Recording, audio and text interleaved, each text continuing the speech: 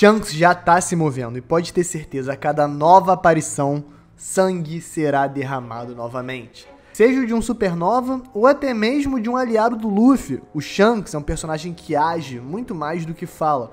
Por mais que ele sempre tome uma postura moderada, no fim, talvez a sua maior força diplomática esteja em sua cintura e se chame Griffon.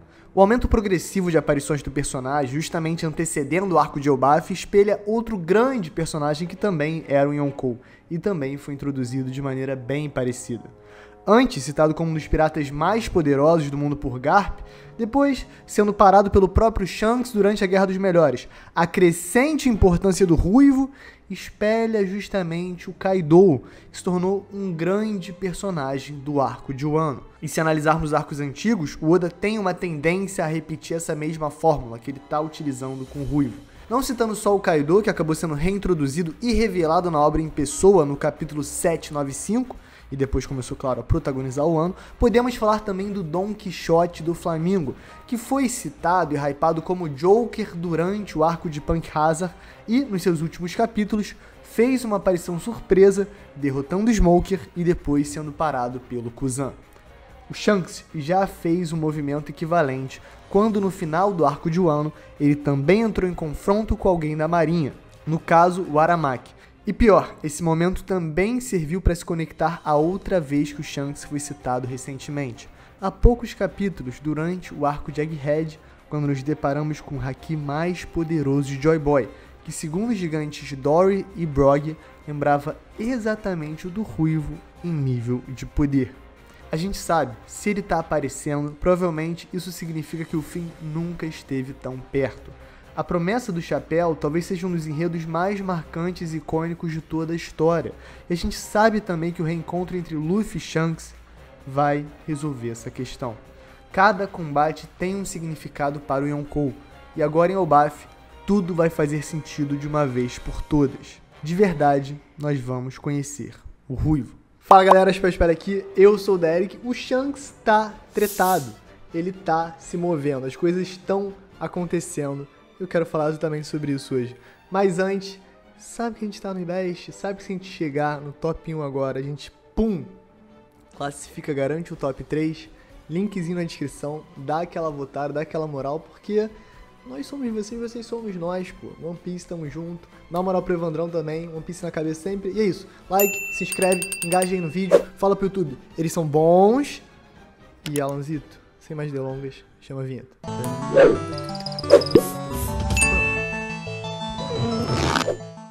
Cronologicamente, podemos dizer que a primeira batalha de Shanks foi 38 anos atrás, em God Valley, tentando sobreviver a um insano combate, enquanto ele era apenas um bebê. Todos os indícios apontam, inclusive, que ele seja o filho de Figarland Garlin, exato, o atual Gorosei, o que foi 99% confirmado durante o filme Red. Depois disso, acompanhamos Shanks já na tripulação de Roger, crescendo como um aprendiz, até que durante o flashback de Oden, vemos a luta entre piratas do Barba Branca e piratas do Roger. E uma coisa que dá pra notar é que, em momento nenhum, o Oda bota o Shanks na história de bobeira. Desde o primeiro capítulo, ele é um personagem vital, e o Oda foi lentamente construindo a sua imagem, que ainda é um mistério, mas que a gente consegue analisar e ver propósito em todas as suas aparições. É lá que ele se depara pela primeira vez com aquele que parece ser o seu principal algoz no universo, Marshall the Teach, o Comodoro e atual Yonkou Barba Negra. Roger acha o One Piece, diz algumas palavras apenas para Shanks, que o deixam desolado, e depois disso é executado em Logtown. Ele fala para todo mundo sobre o One Piece, e é aí que a gente tem um momento na cronologia do Shanks muito interessante. Bug tenta se aliar ao Shanks nessa altura, praticamente idolatrando o amigo, mas ao ser chamado para buscar One Piece, ele acaba sendo rejeitado, porque o Shanks tem outros planos, que incluem ainda ser pirata, só não buscar o maior tesouro de todos naquele momento. Isso é um ponto do enredo do Shanks inserido discretamente em um flashback que está focado na vontade do Bug de ir atrás do One Piece. O que torna uma escolha bem interessante do Oda, afinal ele coloca parte da frustração que até motiva o Bug, mas naquela altura deprime muito ele, como responsabilidade do Shanks. Óbvio que o problema é do Bug, a maneira que ele lida com o seu amigo. Mas é muito interessante ver o Shanks se negando naquele momento a ir atrás do One Piece e as consequências que isso tem pro Bug. No entanto, no futuro isso acaba até motivando ele a querer ser maior, a querer se tornar um rei dos piratas. Mas mal sabe ele que o Shanks está com tudo nessa corrida também. Desde aquele momento, mais ou menos 12 ou 13 anos se passam até a próxima citação cronológica de uma ação do Shanks. Porque 12 anos no passado, pouco tempo antes do primeiro capítulo do mangá na história, o Shanks roubou a fruta do diabo mais importante de todas. No arco de Wano, onde Oda introduziu conceitos vitais para o fim da obra, como Nika, os tambores da libertação e o reconhecimento direto de Luffy como Joy Boy por parte dos Zunisha, ele também resolveu contar para o público que essa fruta, que se provaria tão especial e rara meros 35 capítulos depois da revelação, foi roubada do governo mundial pelo Shanks no dia que Hushu, trabalhando com a Siffer-Pol, tentava fazer o transporte da fruta de Nika, Deus do Sol. Esse é um dos eventos mais interessantes que também são um pouco isolados e o Oda deixa bem ambíguo. 12 anos atrás, o Shanks já valia 1 bilhão de berries. A gente não sabe se ele já era Yonkou, mas ele já tinha uma patente muito alta no mundo da pirataria. Ele era extremamente infame. E ele foi com tudo pra cima dessa fruta específica que estava sendo carregada meio que aleatoriamente ali pela Siffer-Pol. Pela questão da compartimentalização de ordens, o Hushu não sabe exatamente qual era a função no transporte daquela fruta. E justamente isso que deixa tão interessante. O Shanks só queria roubar uma fruta e por acaso viu um navio do governo mundial vulnerável, então um grande prêmio à toa? Ou na verdade ele sabia exatamente o que ele estava fazendo? Bom, temos evidências para a última coisa que eu falei. E eu vou explorá-las rapidinho, mas esse momento é muito importante para a história do Shanks. E outro momento que o Oda, deu uma jogadinha ali em um ano, mas a gente tá de olho e isso tá cada vez crescendo mais. Olha isso. E de novo, para não perdermos o foco, olha como em sagas recentes, Egghead e Wano, o Oda fez questão de preencher e contextualizar mais o passado desse personagem através do ponto de vista de outros na história. A verdade é que raramente descobrimos coisas do Shanks do ponto de vista dele. Isso o torna ainda mais fascinante e misterioso, porque sempre temos que interpretar as memórias e a leitura de outros para as suas ações, mantendo os pensamentos particulares e íntimos do personagem fora do alcance do leitor. E óbvio, isso é feito propositalmente. O Oda não quer que a gente entenda 100% do Shanks ainda, porque independente de qualquer coisa, ele carrega vários mistérios da obra consigo. E como é uma temática que vai aparecer de novo e de novo, quem participou da viagem do Roger até o One Piece, ou quem participou da jornada junto com os piratas do Roger, não gosta e não quer estragar a aventura para as novas gerações. Então, de certa maneira, nós, os leitores, que estamos do ponto de vista do Luffy, somos a nova geração que Oda quer manter longe desses segredos. É que a gente descubra com as nossas próprias forças, ou nossos próprios protagonistas, no caso, Monkey D. Luffy. Bom, depois de roubar a fruta, ele vai passar um tempinho no East Blue, na Vila Fuchsia e no bar da Makino. É nesse momento que o Luffy come a suposta Gomu Gomu no Mi, como exclama o Lucky Roo no bar, mas que na verdade descobrimos que é a Hito no Mi, modelo Nika, Deus do Sol.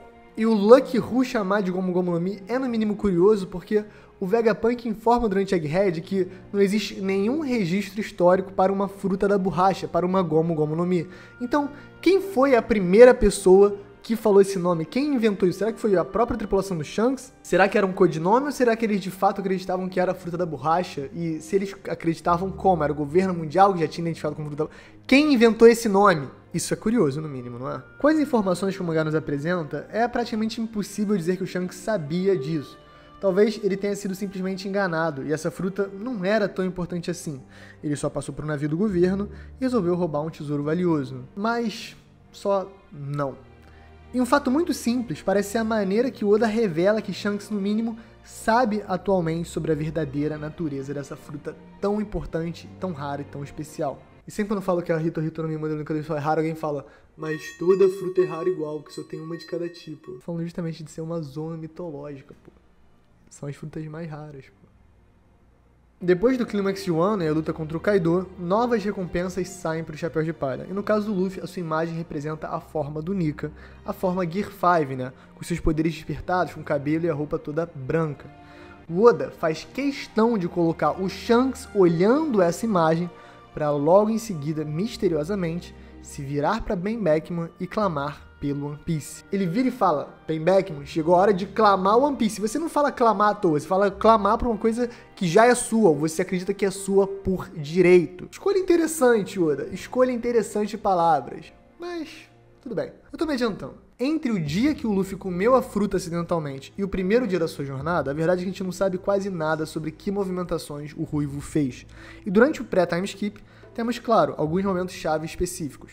A gente tem a sua introdução, né, no capítulo contra o Riguma, é o primeiro capítulo da obra, um dos capítulos mais importantes que moldam One Piece como um todo. Só que é muito engraçado pensar, né, que àquela altura o Shanks tinha 1 bilhão de berries de recompensa e ele estava trucidando um pirata de 8 milhões de berries. Mas isso faz perfeito sentido pro Shanks e você já vai entender por quê. Ele definitivamente não se pauta pelo valor das recompensas do oponente e sim pelas atitudes. Inclusive, o grande oponente do Shanks na história até agora é o Barba Negra. Ele foi responsável pela cicatriz do Ruivo, mas por algum motivo eles ainda não se enfrentaram. Seja pelo Barba Negra ter fugido em Marineford, ou pelo Shanks não aparecer ativamente caçando Teach a todo custo. É difícil argumentar que se o Shanks realmente quisesse, ele não ia conseguir caçar o Barba Negra, mas por algum motivo ele é extremamente cauteloso com o Barba Negra. Pode ser só a questão da cicatriz, e obviamente o Barba Negra é perigoso, ou pode ter alguma coisa mais profunda, mais complexa sobre esses dois personagens e a sua relação. Até porque o Barba Negra é um deus, o Barba Negra é o suposto herdeiro da vontade de Shebeck. Tem tretas aí que vão certamente ser pautadas quando esses dois se encontrarem. Mas não é o momento ainda. Momento épico em Marineford, é muito hype, e aí desde a virada do time skip, todas as aparições do Shanks mudaram a história completamente. É engraçado, ele aparece pela primeira vez no volume 25 da história de capa, participando de algum casamento em uma ilha em ruínas. Depois, de 903, ele continua acompanhando o Luffy, feliz pela sua 6ª recompensa, o garoto estava crescendo. Mas aí, no 907, para surpresa de todos, ele se encontra com os Gorosei, mencionando querer conversar sobre um certo pirata. Olha essa mudança absurda que o Oda fez, porque por mais que o Shanks fosse misterioso no pré-time skip, não existe absolutamente nada que o faça duvidar do personagem. Mas, por algum motivo, o Oda coloca ele para ter no mínimo uma relação utilitarista com aqueles que depois o autor vai revelar são literais demônios que comandam o mundo. E é isso, na sua próxima aparição os eventos em Wano acontecem. Ele vai e consegue usar o haki do rei dele, que depois vai ser mencionado em Egghead, né? Eu vou comentar já já. Mas ele usa o haki do rei dele contra o Aramaki, expulsa ele da ilha e, claro, fala que quer clamar o One Piece.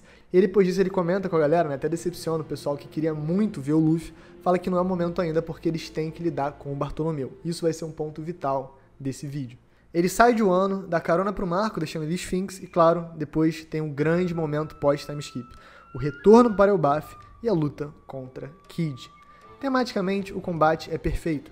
No capítulo 1, o Oda estabeleceu claramente os valores de Shanks e sua tripulação. Aquele que levanta a pistola está arriscando a própria vida.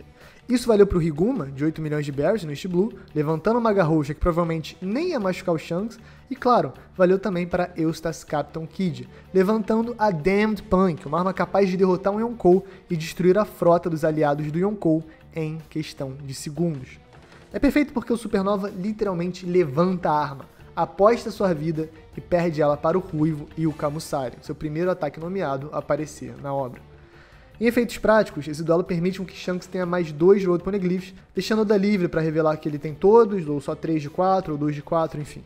Depois disso, no capítulo 1121, o Shanks reage ao anúncio do Vegapunk, revelando toda a verdade do mundo.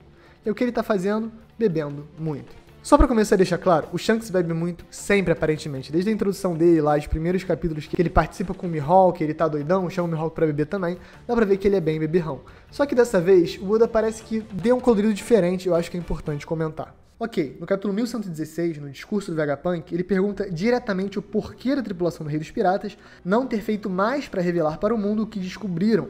Toda a verdade relacionada ao One Piece, Joy Boy e ao século perdido. Durante esses anúncios, vemos em Sabaody o Rayleigh e a Shaq. A esposa dele fala, Ray, você tá bebendo demais, você não é disso. Ou seja, um comportamento que não é usual, não é comum. O autor está indicando que é um comportamento relacionado à fala do Vegapunk. E logo em sequência, não tem muita dúvida. O Rayleigh fala, cala a boca, Vegapunk, se você continuar falando mais, vai revelar todos os segredos para a nova geração. Não é mesmo, Roger? Aí não vai ter graça. Ou seja, O Rayleigh tá falando que se o Vegapunk revelar tudo, vai estragar. Mas eu acho que o fato de ele estar bebendo até desmaiar também indica que talvez ele sinta alguma espécie de remorso, receio ou culpa, justamente pelo que o Vegapunk está falando. Mas claro, nem o Vegapunk nem o mundo entende completamente as ações de Roger e sua tripulação, e isso pode estar perfeitamente tranquilo. No entanto, o Oda mostrou ele bebendo até desmaiar. Isso geralmente é relacionado a algum tipo de arrependimento. Então, vale a pena tentar entender e se aprofundar no que essa revelação do One Piece fez depois com o psicológico da tripulação do Roger. E depois disso, o que sobra pro Ruivo? Óbvio, como ele mesmo falou, no fim de um ano, o próximo alvo é o Bartolomeu. Mas, depois do Bartolomeu, não tem muito mais gente para atacar. Essa é a realidade. Bug, Luffy e Barba Negra. Esses são os únicos 3 alvos à altura, relevantes para a corrida do One Piece, que Shanks deveria mirar agora. E acabando com Bartolomeu, é praticamente impossível que isso não mande uma mensagem direta para o Luffy. Aquele que levanta a pistola aposta a sua vida. Até agora, o Shanks sempre deixou seus oponentes darem o primeiro golpe. E o próprio Bartolomeu é um exemplo disso, já que ele foi até o território do Ruivo o provocar. Mas então, será que a pistola, essa metáfora que ativa o modo sanguinário do Shanks, já não foi levantada pelo Luffy? Quem vai ser a próxima pessoa ao provocar? Ou pior, será que pela primeira vez vamos ver o Shanks agindo sem ser provocado? O Baf certamente vai trazer a resposta. E com Garlin, o seu pai, ganhando ainda mais destaque por ter virado Gorosei, eu acho que está cada vez mais óbvio como o Oda quer trazer todos esses conflitos para a tela. Luffy, Barba Negra e Bug. Quem piscar primeiro pode ser destruído pelo Ruivo. Essa é a realidade atual da obra. Gente, os anos do Shanks estão chegando, porque não é só Elbaf, não é só Garlin, também temos que falar dos Cavaleiros Sagrados. Provavelmente também vão ser parte da família do Shanks. Vai ter alguma relação muito interessante aí. A gente nem tá falando só da questão da pirataria, do laço dele com Roger e na vontade dele de clamar o One Piece.